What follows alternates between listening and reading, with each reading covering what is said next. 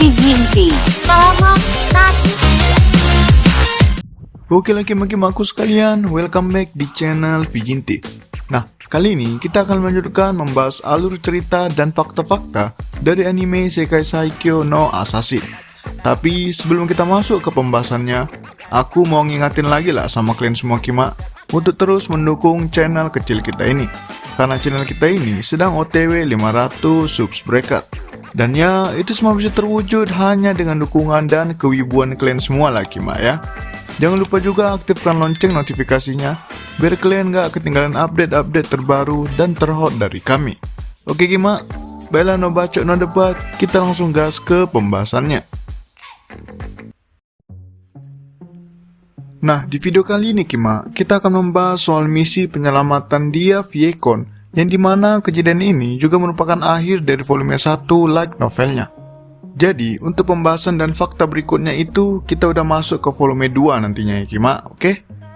Baiklah, sebelum kita ngebahas mengapa bisa ada misi penyelamatan si Dia ini, dan apa yang terjadi sehingga si Dia ini harus diselamatkan, kita flashback bentar dulu lah ya Kima, mengenai skill-skill dan apa saja yang udah si Luffy ini kuasai saat masa pelatihan dengan si Dia. Nah, jadi diketahui kalau si Luffy ini memiliki 5 skill yang ia pilih sebelum bereinkarnasi, yaitu yang pertama skill rank S Rapid Recovery, yang dimana visi, sihir, penyembuhan, dan stat-stat lainnya dari pengguna skill ini akan naik menjadi 100 kali lipat. Juga tahan terhadap penyakit dan cedera, dan tidak perlu tidur normal. Nah, alasan si Luffy ini memilih skill ini karena menurutnya skill ini jauh lebih fleksibel dan berguna dibanding dengan sihir yang memiliki daya serang yang kuat. Kemudian yang kedua ada skill rank A, yaitu Spell Weaver, yakni kemampuan untuk membuat mantra baru. Nah, alasan si Luffy memilih skill ini ialah agar ia bisa terus memperbanyak skillnya. Dengan kata lain, biarpun ia hanya bisa memilih 5 skill yang bisa ia dapatkan bisa lebih dari yang sekarang, tergantung latihan dan keperluannya. Kemudian yang ketiga ada skill rank B, yaitu Unlimited Growth. Nah, dari namanya aja kalian udah tahu lah fungsi dari skill ini apa, yaitu agar pertumbuhan dari si Luffy ini tidak terbatasi. Aku sendiri juga belum tahu lah Kima, pertumbuhan apa yang dimaksud di sini. Entah itu pertumbuhan fisik, sihir ataupun usia. Yang pasti dengan adanya skill ini ditambah dengan skill Spell Weaver miliknya, Luffy bisa menciptakan skill sebanyak apapun yang ia mau dan bisa membantunya dalam misi untuk membunuh sang pahlawan nantinya. Yang dimana sang pahlawan sendiri diketahui memiliki total 30 skill dan 5 diantaranya ialah skill bertipe rank S. Mungkin ini juga sih Kima alasan mengapa si Luffy ini memilih skill ini, ya supaya bisa mengimbangi jumlah skill dan kemampuan yang dimiliki sang pahlawan. Kemudian ada skill yang keempat, yaitu skill rank C Seni Bela Diri. Ya kalau ini gak perlu kujelasin lah ya Kima. Yang pasti ini untuk membantu si Luffy dalam pertempuran serangan fisik nantinya. Ya biarpun dia dulunya seorang assassin, namun hal itu belum cukup lah untuk membunuh sang pahlawan. Terlebih lagi, visi yang ia gunakan sekarang ialah tak lebih dari seorang anak-anak. Jadi menurutku Kima, skill ini cukup membantu si Luffy lah dalam pertempuran jarak dekat yang menggunakan kekuatan fisik. Kemudian ada skill yang kelima, yakni skill yang terakhir, yaitu skill rank D Unknown Skill. Nah, kalau skill ini sesuai dengan namanya, jadi belum diketahui apa fungsi dan bagaimana cara menggunakannya. Bahkan sampai akhir volume 1 light novelnya sendiri juga belum menjelaskan apa fungsi dari skill ini. Aku pribadi sih juga cukup penasaran sama skill ini Kima, karena ya skillnya nggak diketahui, yang dimana di benak kita pasti langsung mikirnya kalau skill ini pasti OP lah, kayak hidden atau skill rahasia gitu. Namun di sisi lain, kalau kalian perhatikan Kima, skill ini itu bertipe rank D, yang dimana merupakan tipe skill terendah. Jadi ya betul-betul masih tanda tanya besar lah untuk skill ini Kima, oke? Oke, itulah kelima skill yang dimiliki si Luffy saat bereinkarnasi di dunia barunya. Nah, setelah itu mulailah masa pelatihan si Luffy dengan si Dia Viekon.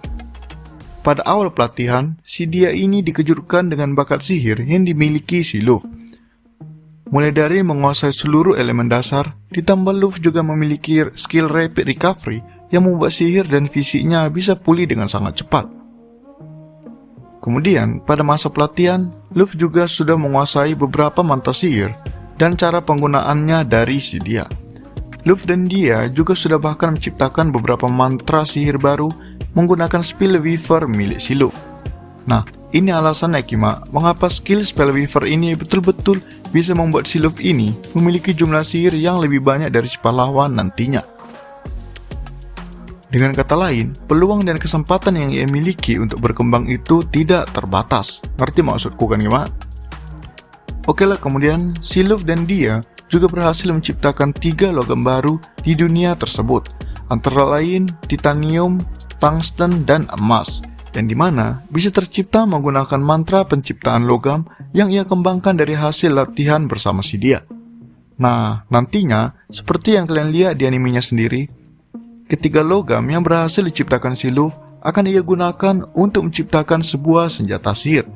Si Luffy di situ udah menciptakan sebuah senapan dan meriam sihir yang serangannya jauh lebih dahsyat dari senjata di dunia asalnya. Oke, kemudian di akhir pelatihan dengan si dia, yakni di akhir episode ketiga animenya, si dia ini memberikan batu Far atau Far Stone yang mereka gunakan sewaktu mengukur kekuatan sihir si Luffy di awal pelatihan waktu itu. Si Luffy ini juga nantinya akan memberikan 4 pedang berlapis titanium beta kepada si dia dan ketiga kesatria kepercayaan milik si dia. Nah, diketahui kalau pedang berlapis titanium beta tersebut 2 kali lebih kuat dari titanium biasa dan lebih ringan dari besi.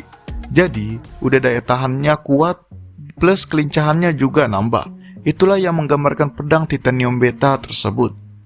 Nah, setelah itu, si Luffy dan dia akhirnya berpisah dan si dia kembali ke kerajaan Soigel tempat ia berasal. Nah, disinilah dimulainya misi penyelamatan si dia Kima.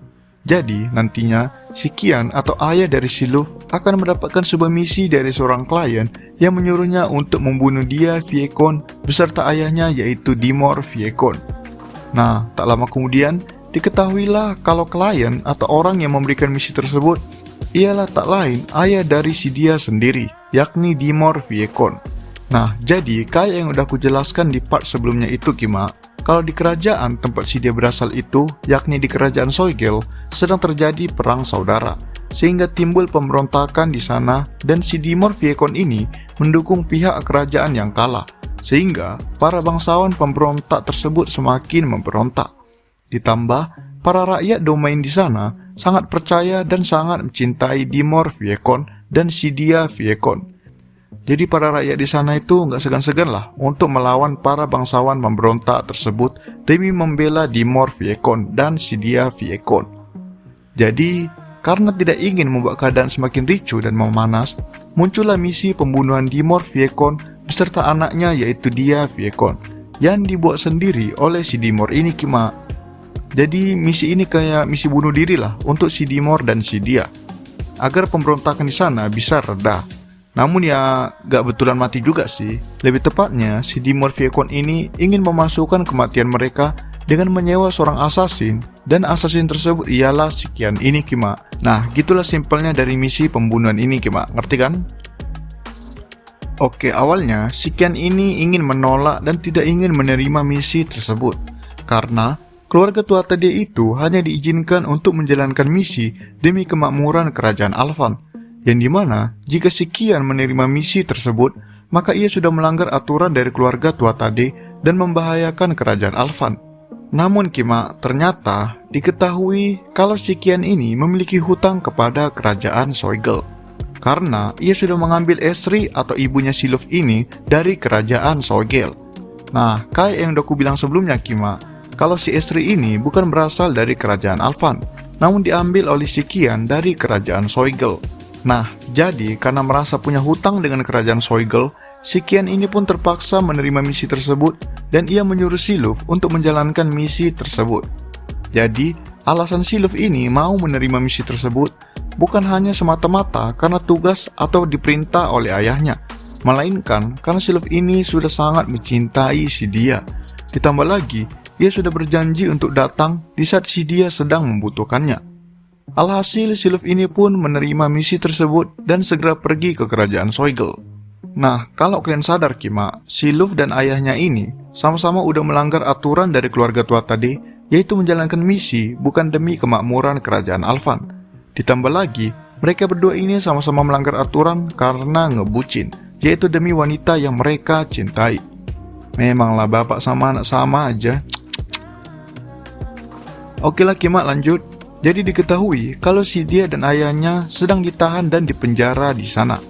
Itulah mengapa si Luffy ini sangat terburu-buru untuk segera tiba di kerajaan Soigel. Si Luffy ini nantinya akan menggunakan skill barunya, yaitu sayap baja, yang memungkinkan dirinya agar bisa melayang terbang cepat sampai di kerajaan Soigel. Nah, setibanya di sana, si Luffy langsung masuk ke ruangan tempat di mana si dia dan ayahnya ditahan. Setelah si Luffy ini masuk, terlihat kalau si dia ini sedang lemas dan sangat pucat. Si dia yang menyadari kedatangan dari si Luffy langsung memeluk si Luffy sambil menangis lesu. Nah, tiba-tiba saat sedang terjadi momen reuni romantis mereka, tiba-tiba tombak besar diarahkan ke arah si Luffy. Jalur lintas yang dilalui tombak tersebut hancur tercabik-cabik. Dan diketahui kalau senjata tombak tersebut merupakan senjata harta karun ilahi bernama Ga-Ebol. Dan orang yang menggunakan tombak tersebut ialah Crunch Hound. Nah, diketahui mengapa kerajaan Soigel bisa kalah melawan bangsawan pemberontak tersebut, karena tidak ada satupun yang bisa mengalahkan si Crunch Hound ini, Kima. Kemudian si Crunch Hound ini pun langsung menantang duel si Luffy dengan jaminan kalau si Luffy menang, maka ia tidak akan menyerang kerajaan Soigel lagi. Mendengar itu, si Luffy ini pun dengan cepat menerima tantangan dari si Crunch. Kemudian saat pertarungan akan dimulai, si Luffy ini langsung menghitung mundur di dalam hatinya seakan sedang menyiapkan sesuatu. Selagi si Luffy ini menghitung mundur, ia terus mengulur-ulur waktu dengan mengalihkan pembicaraan. Saat Luffy merasa kalau countdown-nya sudah semakin dekat, Luffy pun mulai membalikkan koin sebagai isyarat agar duel dimulai. Nah, saat koin tersebut menyentuh lantai, seketika itu juga muncul tombak besar yang terbuat dari tungsten dari atas langit yang jatuh dengan cepat tepat mengenai si Crunch. Seketika itu juga wilayah di sekitar mereka hancur lebur disertai dengan tsunami dahsyat yang menyeret Luffy hingga kaki dan tangannya patah. Namun, karena si Luffy ini memiliki skill rapid recovery-nya, ia bisa memulihkan dirinya dengan cepat. Mantra dahsyat tersebut diberi nama oleh Luffy dengan nama Gungnir, yang dimana skill tersebut merupakan salah satu skill yang akan Luffy gunakan untuk membunuh pahlawan nantinya. Kemudian, setelah serangan dahsyat tadi, jasad dari si Crunch pun tidak ditemukan. Bahkan senjata tombak ilahi miliknya juga tidak ditemukan. Nah, karena keadaan sudah reda, si dia pun langsung segera memeluk si Luffy sambil menangis dan mereka pun berciuman. Biarpun si Luffy ini berhasil menyelamatkan si dia, namun ia sudah gagal untuk menjalankan misinya, yaitu untuk memalsukan kematian dia dan ayahnya. Inilah kegagalan pertama si Luffy saat menjalankan misi sebagai seorang assassin seumur hidupnya. Namun, si Luffy ini merasa itu tidak terlalu penting asal si dia sudah selamat. Si dia pun akhirnya akan tinggal di kediaman tua Tade nantinya dan akan merubah identitasnya menjadi adik dari si Luffy sebagai ganti dari memalsukan kematiannya. Sedangkan ayah si dia akan tinggal bersama koneksinya untuk mengumpulkan kekuatan karena ayah si dia ini tidak yakin kalau si Crunch tadi akan menepati janjinya untuk tidak menyerang kerajaan Soigel lagi. Nah, Kima-kimaku, sekian dari misi penyelamatan dia Viekon.